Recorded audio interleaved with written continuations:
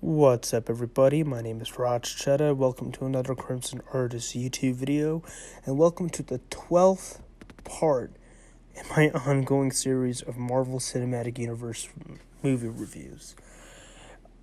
I've covered up pretty much almost everything from the first Iron Man to the first and second Avengers movie, and I'm going to close this series off with Avengers Infinity War.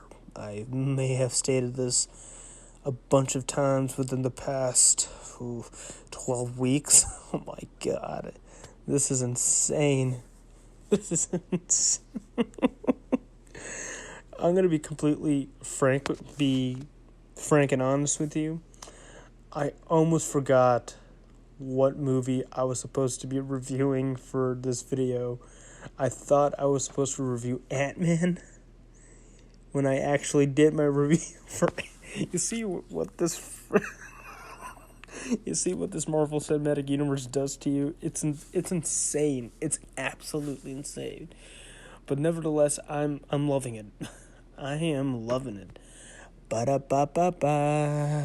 Whatever. So this week's video is regarding the mystical and magical arts of the Sorcerer Supreme and all that. Yes, this is Doctor Strange. Now, I don't know a whole lot about Stephen Strange other than the fact that he got into a car accident. Let's backtrack a little bit here.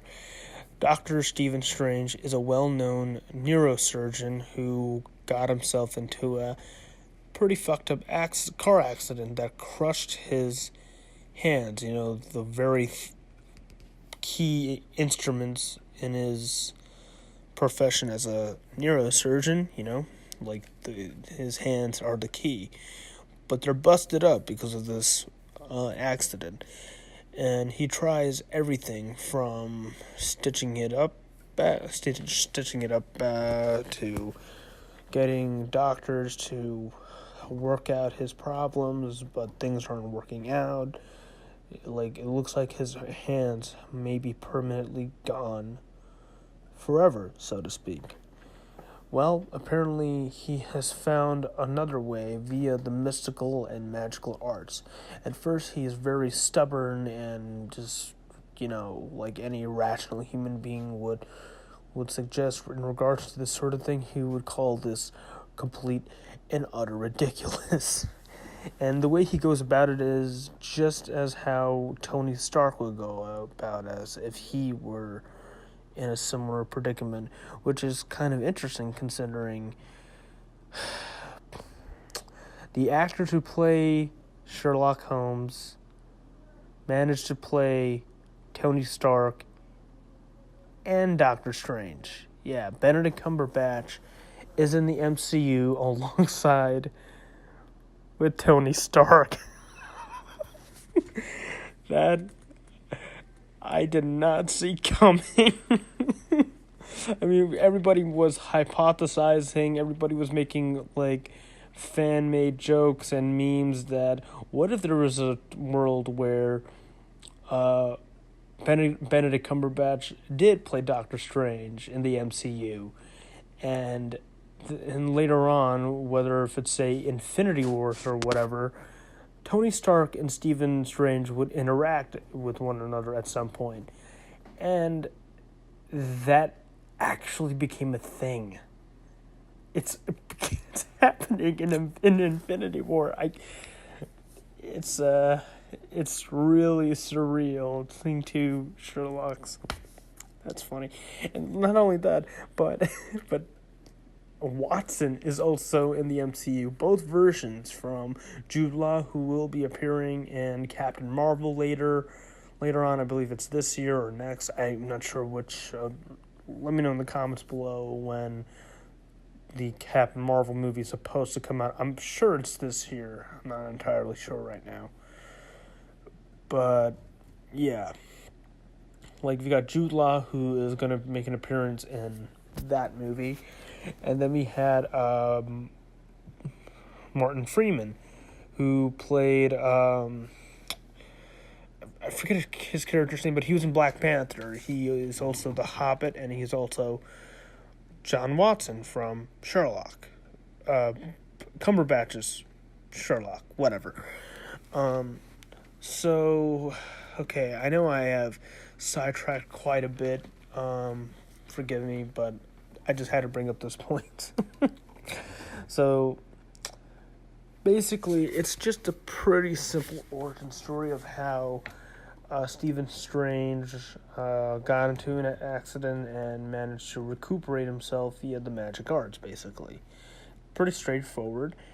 And I did a review of the animated version of this particular story with Steve a long time ago.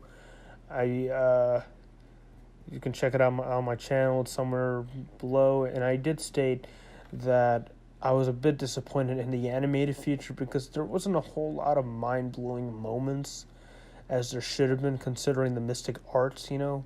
There's something, it should have been something so weird and off-putting, you know?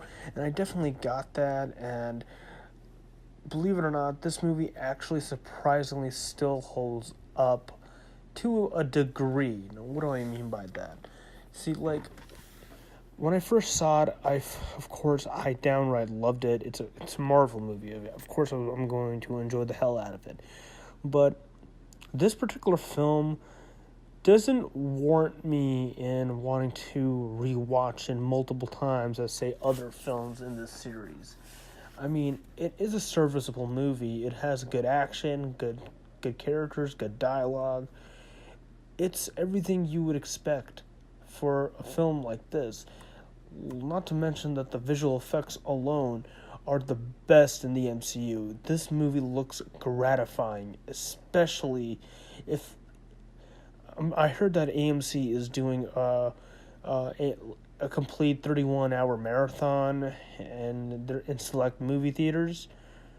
Do not miss out on that, because you'll be able to revisit the strange experience, if you will.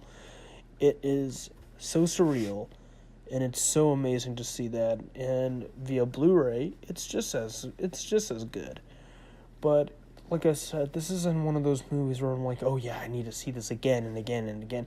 This is no Dark Knight. This is no Logan. This is no Spider-Man Homecoming. I'm gonna get to that whenever I get to that, okay?